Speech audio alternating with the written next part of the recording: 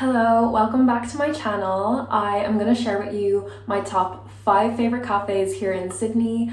And hey, welcome if you're new. I am from Ireland on a working holiday visa here in Australia, and I've been living in Sydney since December of last year, so just over 8 months. And I am such a coffee princess. I love coffee so much. And on weekends, I definitely splurge on some great coffee and great breakfasts here in the city. I'm confident that I've been to quite a few different cafes here over the last 8 and a bit months. So I really am happy with the 5 choices that I've made for this video. But obviously there are hundreds of unique places here in the city that I've yet to try. But I hope you enjoyed this video. I've seen a couple of YouTubers put up similar content where they list their favorite food places in a certain city. But yeah, coffee is what I am most passionate about when it comes to food or drink. So yeah, without further ado, let's get right into this video. Cafe numero uno, Blue Brew, which is located in Redfern. It's my favorite cafe in Sydney, and Luke agrees with me on this. We both are obsessed with their coffee. I get a long black, Luke gets a cappuccino, and it's hands down our favorite coffee in Sydney and probably our favorite coffee ever. The staff are super friendly and it gets really busy on weekends, but we've never had an issue getting seating. They're always very accommodating, but just beware that on weekends it does fill up. I always get an acai bowl when I'm there as well, and it's absolutely delicious. It has a hint of vanilla in it, has the granola, the presentation is amazing, and Luke gets a big brekkie and substitutes the bacon for halloumi. My second favourite cafe in Sydney is in the eastern suburbs in a place called Randwick. The cafe is Cat and Cow Coffee, and I love how eco-conscious they are here. They really encourage people who are getting takeaway coffee to bring their own coffee mug. I love how their long blacks are always paired with a little glass of sparkling water, and I think it's to kind of refresh your taste buds. I love their avocado on toast. It's really creamy and it has an olive oil type taste to it. Then their waffles are also amazing. They make you feel really good. They don't taste overly sweet.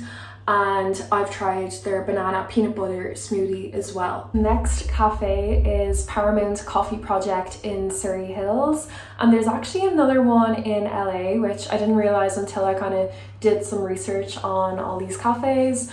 And the reason I included this one in this video is because the interior is so unique. There's really high ceilings, and it used to be the former headquarters of Paramount Picture Studios here in Surrey Hills, which is really crazy. I feel like I'm a famous person when I'm in there. It's a really big spot, but it does fill up on weekends, and the wait times can be quite long as well.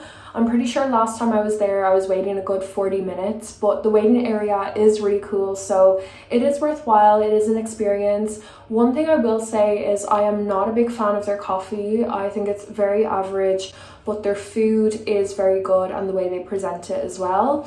And even though we were waiting about 40 minutes for a table, by the time we got our table, the food came out very quickly and the coffee as well. Cafe number 4, Wildflower, also in Redfern. It's on Abercrombie Street, and I love sitting outside at this cafe. It's just a really nice, peaceful atmosphere, very trendy people walking around.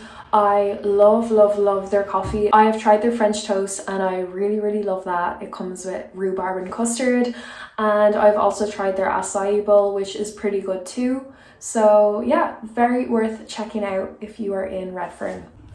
Cafe number 5, Cafe Ratneck. It's in Redfern, and I literally just stumbled across this cafe when I was walking to Prince Alfred Park one of the days, and it's a Japanese inspired cafe restaurant. I actually haven't tried their food here. I've only tried their Japanese lattes and their coffee and one of their pastries, a matcha muffin. The matcha muffin was absolutely delicious.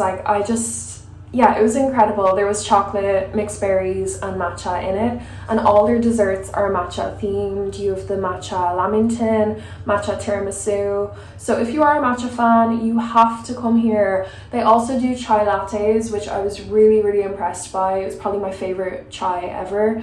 and they have Kinoko lattes, all these different lattes that I had never heard of before. They're long blacks. I would not recommend. It's definitely a place if you're looking for lattes. And if you are Japanese, I think they do weekly events if you want to meet other Japanese people